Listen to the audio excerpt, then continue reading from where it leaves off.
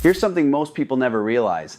The size of every CD on the planet was basically decided by Beethoven's Ninth Symphony. Engineers originally wanted a smaller disc that held about an hour of music. Then a Sony executive insisted it had to fit the entire ninth without stopping. The longest recording they found ran just over 74 minutes, and that number locked in the 120mm size we still use today. A symphony from 1824 quietly shaped the disc that later carried everything from Madonna to Metallica. That's just the first of 15 things they never really told you about the compact disc. Some are technical, some are weirdly cultural, and a few are straight up surprising. The size of a CD was decided by Beethoven. Here's one of those origin stories that sounds almost too perfect until you dig into the actual engineering meetings.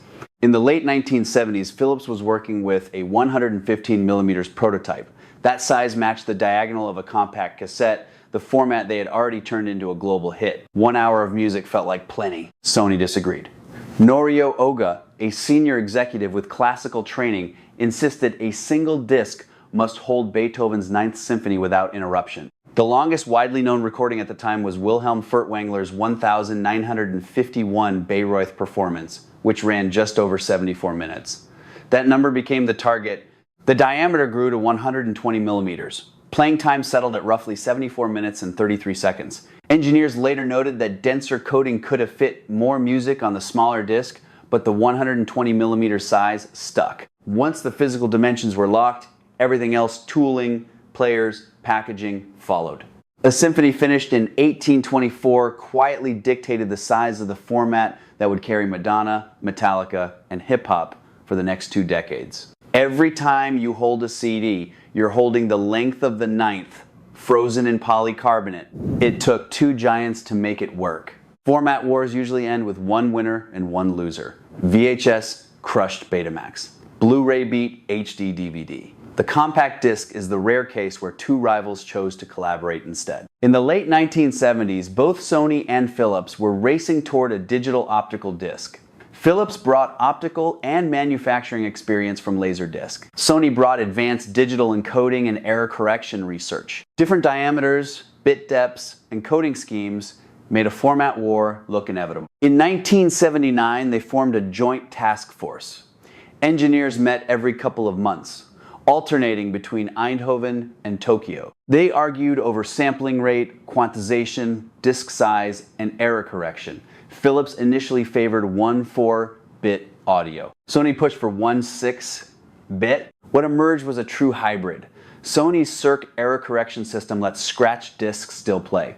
Philips engineer Kees Immink developed EFM modulation, which improved playing time and reliability. Sampling rate settled at 44.1 kHz. The final Red Book standard, published in 1980, gave the entire industry one open system anyone could license. No competing Sony disc versus Philips disc. That single decision is a big reason the CD conquered the world so completely. The first commercial pop CD was Billy Joel's 52nd Street. Pinning down the absolute first CD takes a little care. On the 17th of August 1982, the Polygram plant in Langenhagen, Germany, the world's first dedicated CD factory, pressed ABBA's The Visitors. That disc is widely recognized as the first commercial music CD ever manufactured. But manufacturing is not the same as commercial release. On the 1st of October 1982, Japan launched the format to the public. Sony's CDP 101 player went on sale, and roughly 50 titles hit stores the same day. The album that sits at the top of most historical lists is Billy Joel's 52nd Street, originally released on vinyl in 1978. It was the first major pop rock title to reach paying customers on the new format. ABBA was first through the pressing plant. Billy Joel was first into the hands of the public in a major launch market. Both deserve credit. One marks the industrial beginning. The other marks the moment ordinary people could actually buy the future of music on a shiny silver disc. Players still cost the equivalent of well over $1,000. Most people kept buying vinyl and cassettes for years. But the first commercial step had been taken, led by a polished collection of Billy Joel songs that had already been a hit 4 years earlier. AOL once flooded the world with free CDs. If you lived in the United States in the 1990s or early 2000s, you almost certainly received free AOL trial CDs, sometimes by the handful. Between 1993 and 2006, the company mailed out more than 1 billion of them, with some estimates reaching 1.2 billion. At the peak, industry observers claimed nearly half of all CDs being pressed in certain periods carry the AOL logo. The discs appeared in magazines, taped to cereal boxes, stuffed into video rental bags, handed out at airports, and dropped into mailboxes by the tens of millions every month. One figure suggested AOL was shipping as many as 300 million discs in a single year. The strategy worked. Each new subscriber was worth far more than the disc that recruited them, but the environmental cost was massive. Most discs were never used, ending up as coasters or landfill waste. Polycarbonate takes centuries to break down. Activists eventually launched No More AOL CDs campaigns, collecting tens of thousands of unwanted discs and threatening to dump 1 million at AOL headquarters. By the mid-2000s, broadband made dial-up trials irrelevant, and the carpet bombing finally stopped. Those shiny free discs remain one of the strangest physical artifacts of the early internet boom. Hidden tracks lived in negative time. Most people assume a CD starts at track 1. That was never entirely true. The Red Book standard includes a short section before the official beginning of the first track called the pregap or index 00. Normally it holds 2 seconds of silence, but clever artists filled it with actual audio. The result only appeared if you started the disc from the very beginning and rewound past the start of song 1, or if certain players counted backward into negative time. 9-inch nails made the trick famous on the 1992 EP Broken. After the listed tracks, most pressings added dozens of 1-second silent tracks, so the 2 bonus songs, covers of Physical and Suck, landed at tracks 98 and 99. Early limited editions even shipped those bonuses on a separate 3-inch mini CD. Other artists used the true pregap before track 1. Blur hid Me, White Noise, featuring Phil Daniels, on Think Tank. They Might Be Giants tucked Token Back to Brooklyn onto Factory Showroom, and Public Enemy, Beastie Boys, and Super Furry Animals buried short pieces or full songs the same way. Most computer rippers and modern players simply skip the pregap, so the hidden material vanishes unless you know to look for it. It was one of the last pure Easter eggs of the physical music era, a secret that required actual interaction with the disc itself. A CD does not spin at a constant speed. Watch a vinyl record and the speed never changes, a steady 33 or 45 revolutions per minute. A compact disc works on a completely different principle called constant linear velocity, or CLV. The laser must read data at a steady rate of roughly 1.2 to 1.4 meters of track per second, so the disc's rotational speed has to keep changing. Near the center, where the spiral is tight, the disc spins faster, typically around 500 revolutions per minute at single speed. As the laser moves outward, the circumference grows, and the motor slows the disc down to about 200 revolutions per minute near the outer edge. The data rate stays constant, only the spinning changes. That is why early CD players make a soft whirring sound that rises and falls as a disc plays. The spindle motor is continuously adjusting. Higher speed computer drives simply multiply those numbers, but the same CLV logic still applies for pure audio. The system keeps data density uniform across the entire disc, maximizing capacity at the cost of a more complex motor and servo system than a simple turntable.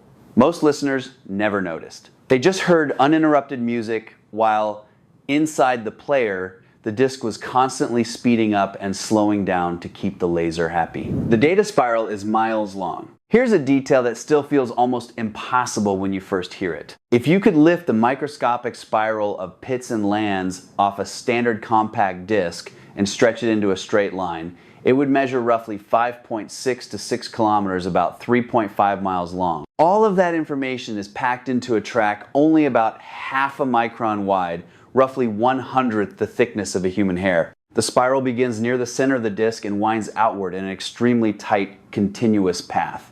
The laser has to follow that path with extraordinary precision while the disc constantly changes speed. Manufacturing the disc requires the same level of accuracy. The pits must be the correct depth and length, and the spacing between tracks must stay consistent across the entire surface. Even small errors in the mastering or pressing process can cause tracking problems or data loss.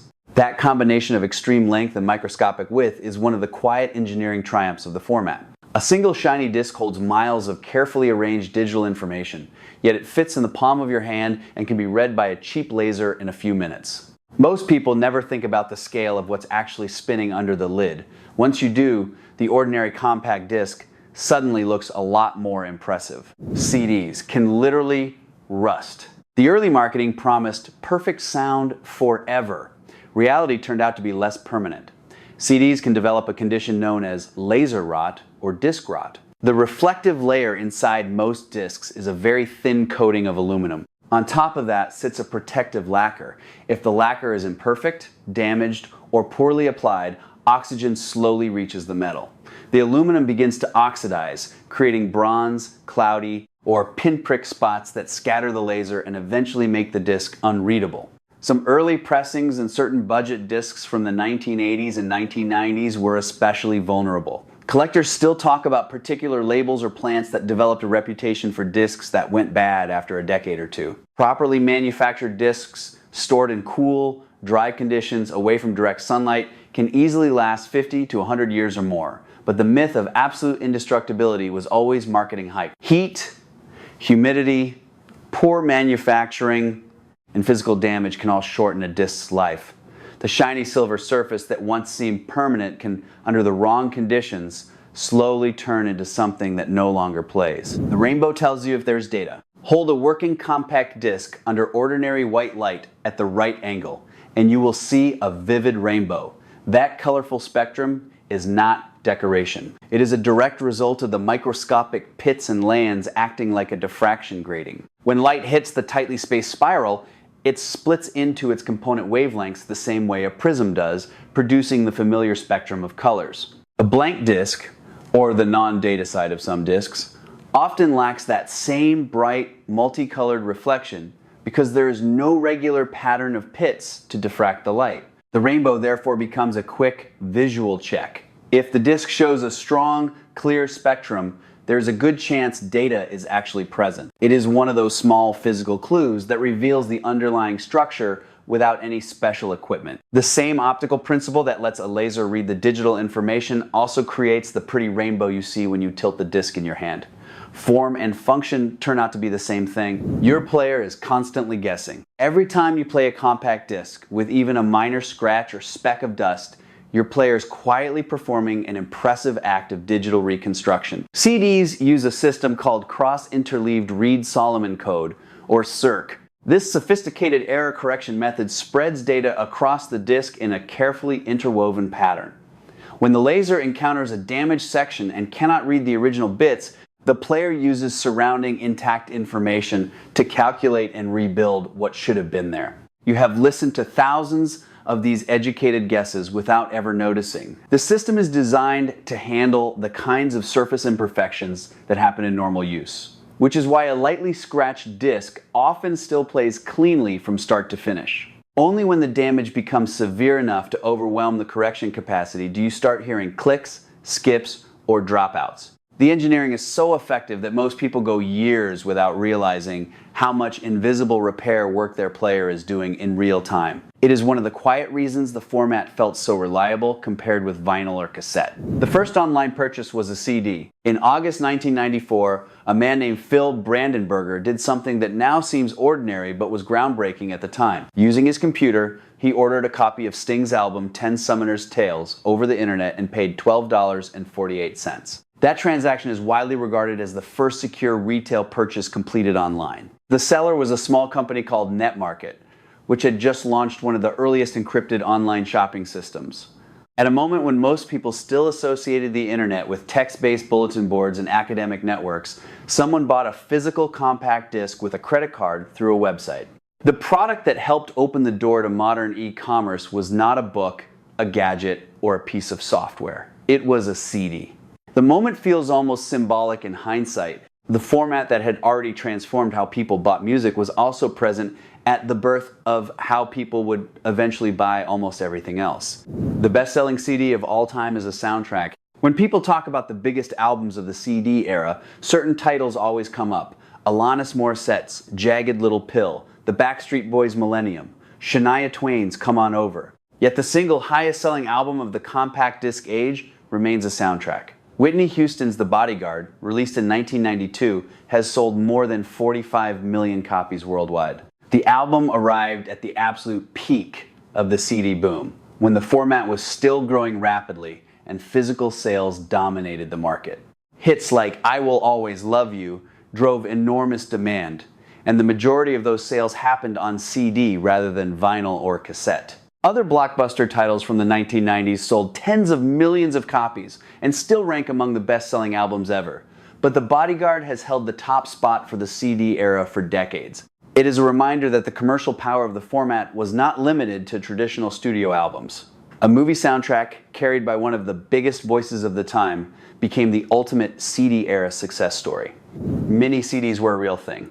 Not every compact disc was the familiar 1-2 centimeter size. For a period in the 1980s and 1990s, 8 centimeter mini CDs, roughly 3 inches across, were a real, if limited, part of the market. These smaller discs typically held 20 to 24 minutes of music, making them suitable for singles, promotional releases, and certain specialty titles.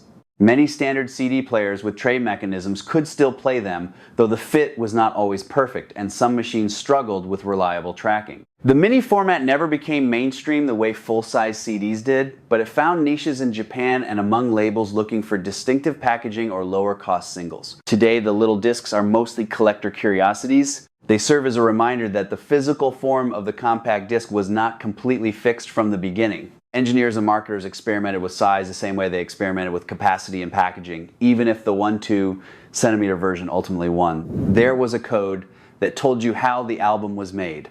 If you look closely at the packaging of many CDs from the 1980s and 1990s, you may notice a small 3-letter code such as AAD, ADD, or DDD. That was the SPARS code, created by the Society of Professional Audio Recording Services. Each letter indicated whether a particular stage of the album's production, recording, mixing, and mastering had been done in the analog or digital domain.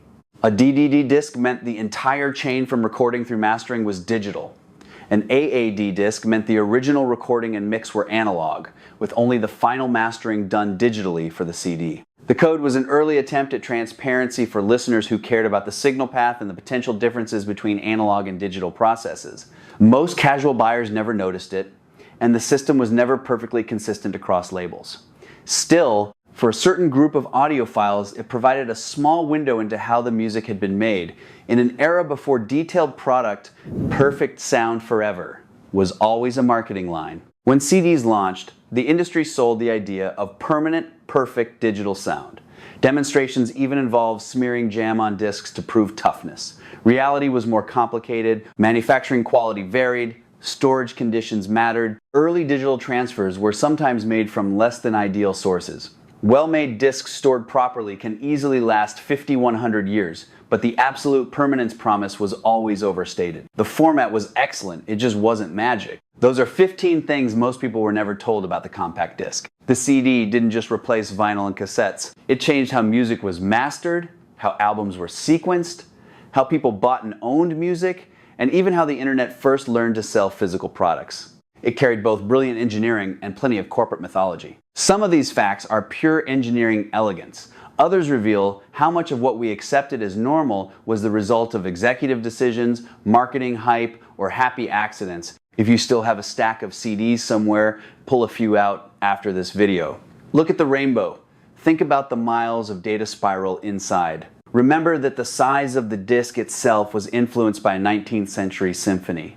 The format that once felt like the future is now a piece of history and a surprisingly rich one. This is Audio Legend. If you enjoyed the deep dive, hit like, subscribe, and turn on notifications so you don't miss the next one. Drop a comment and tell me which of these facts surprised you the most, or share any strange CD stories of your own. Thanks for spending this time with me.